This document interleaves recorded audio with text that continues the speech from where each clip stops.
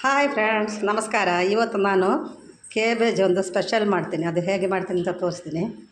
ಮೊದಲನೇ ಇದಕ್ಕೆ ಸ್ವಲ್ಪ ತೆಂಗಿನ ಎಣ್ಣೆ ಹಾಕೋದು. ಅದರ ನಂತರ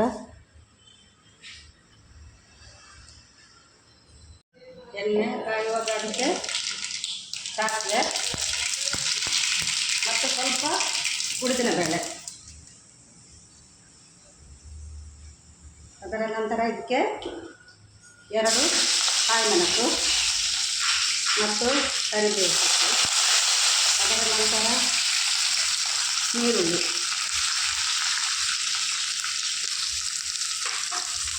ಕೇಬೇಜು ಸಣ್ಣದಾಗಿ ಕಟ್ ಮಾಡಿ ನೀರಲ್ಲಿಟ್ಟು ಅದನ್ನು ತೆಗಿಬೇಕು. ಇದರಲ್ಲಿ ನೀರು ಇರಬಾರದು.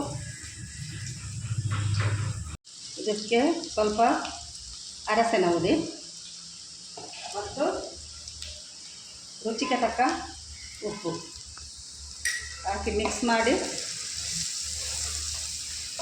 ಇದರಲ್ಲೇ ಕೇಬೇಜನ್ನು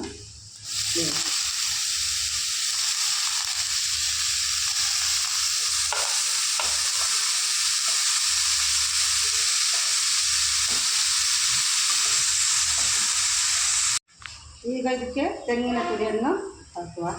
ಈಗ ರೆಡಿ ಆಗಲಿಲ್ಲ, ಇನ್ನೊಂದು 2 ನಿಮಿಷ ಹಾಕಿ ಅದರ ನಂತರ ಗ್ಯಾಸನ್ನು ಆಫ್ ಮಾಡುವ.